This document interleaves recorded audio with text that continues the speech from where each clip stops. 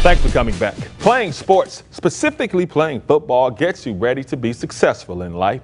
I sit down with a trio of very successful former football players. First of all, fellas, man, let's start with you, James. Just away from football, man, just talk about, what you're doing now and how has playing football helped you in your life away from the sport? Yeah, so as soon as I got done playing football, I went into coaching. So now I'm a full-time CrossFit coach at CrossFit Hit and Run, which is here locally. I also run a nonprofit out of the Shelby County Jail called Kings of Grit, and then I'm also a nutrition coach. So really, football has helped me understand, what almost like team bonding is. So when I go into the jail, I'm able to teach these guys what work life is by putting them into teams and helping them understand that the team aspect is very much the same thing when you get into work. So really when I, correlate all those different things, having the coaches that I've had, the mentors that I've had, going through all the team interaction, that stuff is paramount and correlates right away to going to work outside of football. No doubt about it, Van. And I know you, man, everybody's been keeping up with you because you've been serving this city and this county, since you played football. And, they told me you was pretty good at Whitehaven. Me being from Fairleigh, I really don't care about you, my God, though, man. But no, Whitehaven community, man. There's right. Nothing but respect, man. But just, for people who might not know what you're doing now, man, and how has playing sports helped you in your career, what you got going on now? Well, as a county commissioner and as a lawyer, football was integral in really teaching me the concept of getting along with the rest of your teammates. So I recall vividly over the summer having two-a-days. And, it was hot out there, if you recall. It's hot now, but it was hot back then as well, and having to make it through that and really work with your other teammates. You keep them going, they keep you going. As a commissioner, I serve with 12 other commissioners. And so, viewing that as a team is important because you have to get along with your other commissioners and you have to make sure that the legislation you're passing is something that they want, and you give and take and you get good policy passed for the citizens of Shelby County. Same with the law. With the law, you oftentimes have to work on legal teams. You have to make sure that you're doing, what you have to do as a team to present the best case to the court. And so, the good team values, the good team effort that I learned while playing football at Whitehaven, serves me to this day. Now, big dog, Randall, man, you playing at Southwind. Southwind hasn't been around very long, but you all have had some great success, and you all have put out some very successful people, and you're still playing football right now. Now, you got a championship shirt on right now. Just tell people where you're playing right now. I just currently just got done playing in the IFL, Iowa Barnstormers. We just won the championship on July 7th. So now I'm probably going to go back next year and we're going to do it again, repeat.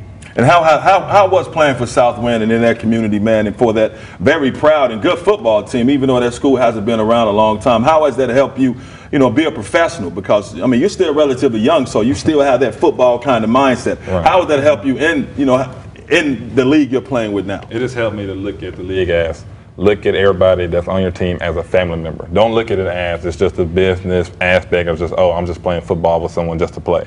You look at it as, all right, I got to trust him to do his job. He's got to trust me to do my job as a big family aspect. So it helps me grow as, a family person, growing bigger, not just keep it to myself, actually expressing feelings outside of football, talking to people outside of football, like, all right, this is what I want to do outside of football when I get done with my dreams and everything like that. Now, James, going back to you, man, Cordova, man, just talk about that community and that football program, man. Coach Crutchfield, Coach Doughton, and the rest of the guys that were there with me, I was prepared more than any other player that I came around.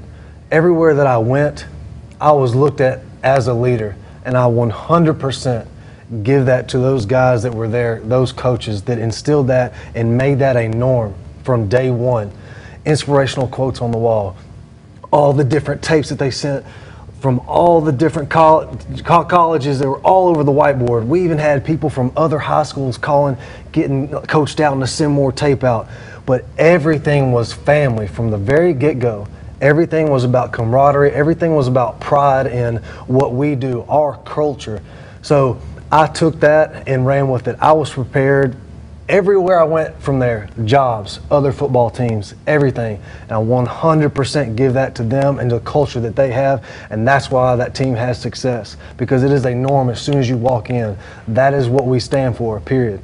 I absolutely love that. And speaking of culture and community, now I give Van a hard time because he played at Whitehaven, and people don't know Fairleigh and Whitehaven big rivals, and we can trash talk, but in that Whitehaven community, it's still nothing but love, man. Coach Salisbury doing a great job. Coach Collins did a great job. Dr. Hunter did a great job. Just talk about, I mean, I know, but people don't know, man, how close-knit not only the community is, but Whitehaven, because Whitehaven is Whitehaven's high school. I have to admit that, man. Just talk about that whole, that love and the way you all lift each other up and support each other, and that respect, that little slogan y'all have. That, respect the hate. Yeah, that stuff right there, man. Just talk about that, man.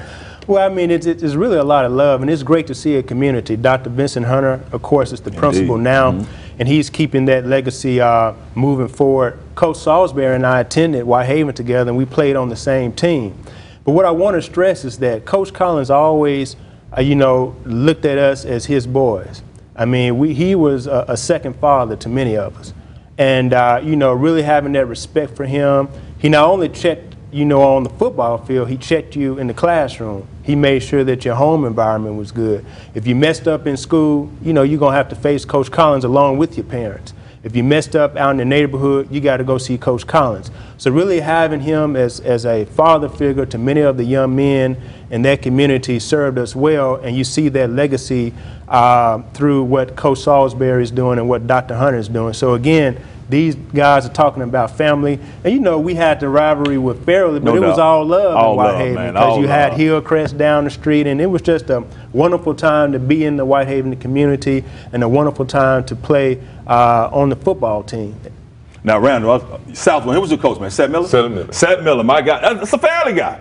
It's a Fairleigh guy, man. And I know Seth Miller started their program over there. You all helped start their program. And now to see where it is, man, just talk about some of those lessons that Seth instilled as well, because, we're from the same community as well in high school. And Seth and I played at Memphis together, just like Coach Crutchfield, which you played at Memphis together. In Salisbury, we grew up with each other from Rains Haven, been knowing each other since 1978. But I know Seth, man, very smart football guy, and he's very family oriented as well. Right. Well, Coach Miller, it's always about grace with him. I mean, he didn't care if you was the best athlete or anything like that. And, when Southland first opened up, you had kids from Kirby, Houston, Germantown. You had all these stars from all these schools come to one gigantic school, and he's like, all right, who's going to start? And he didn't even care how good you was at the school. He's like, you got to prove in the room, prove in the classroom that you're actually smart in the classroom than on the field.